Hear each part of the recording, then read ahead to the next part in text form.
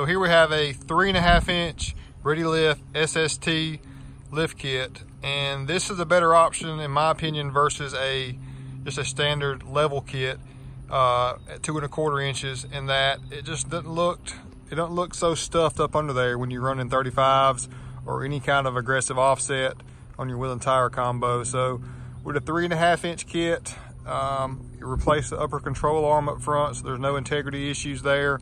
Also, we install a block in the rear to raise the rear up a little bit also. And it just, to me, it looks symmetrical in that you've got a good amount of spacing in the front and the rear.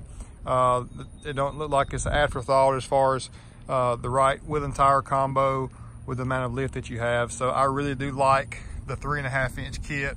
We've done several, and this one looks great, of course, with the color combination and the wheel and tire that we picked out for the customer also. So the 3.5 inch kit is still a much better option cost wise, and you also can take the truck back to factory at any point if you'd like to too. So if you go with a true suspension lift where you're having to, cut components out of the frame, that's the way it's going to be forever, guys.